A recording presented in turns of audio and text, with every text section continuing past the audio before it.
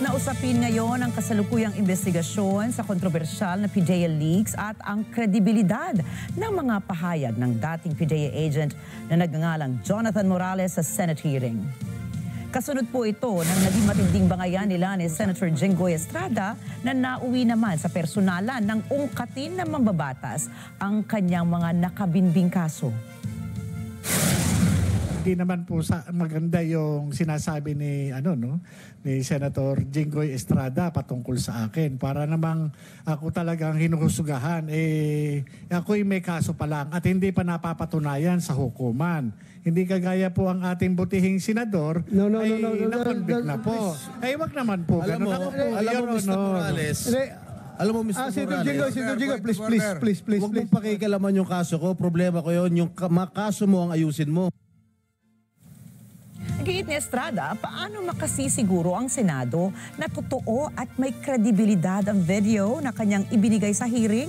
Naniniwala rin ang mambabatas na hindi nagsasabi ng totoo si Morales dahil sa kakulangan nito ng mas matibay na ebidensya.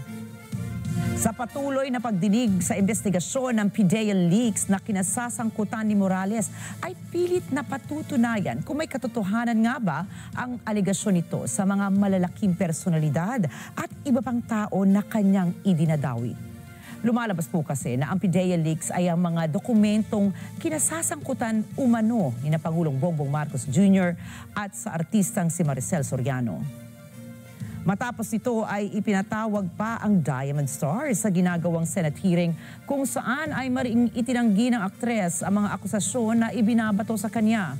Pinabuluanan din niya ang pang-aabuso niya sa kanyang dalawang kasambahay na sangkot di umano sa issue sa illegal na gamot.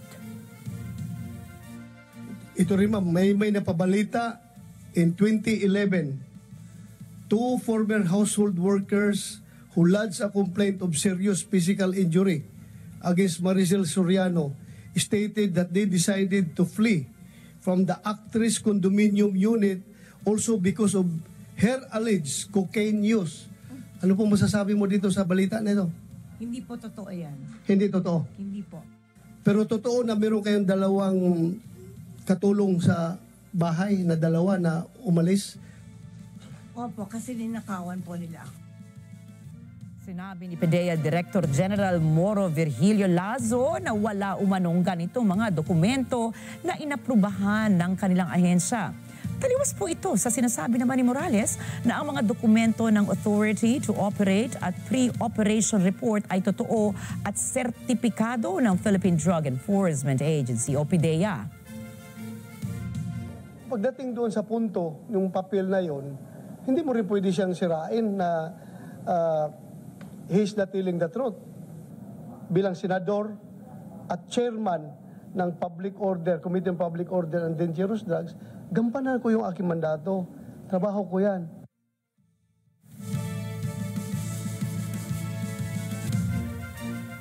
Ayon pa kay Senator Bato de la Rosa, ang isinasagawang hearing sa Senado ay hindi katuwaan lamang o kaya'y palabas upang gawing chismis ng mga nakakasaksi. Dagdag pa niya na ang investigasyon ay nakafocus lamang sa kung paano napunta sa mga kamay ng private citizens. Ang dapat sana ay mga confidential documents and classified documents ng pamahalaan. Ayon sa drug analyst na si Jereza Reyes, ang resulta ng drug test ni Pangulong Bongbong Marcos na isinagawa noong 2021 ay negatibo at wala silang nakitang trace ng anumang ipinagbabawal na gamot.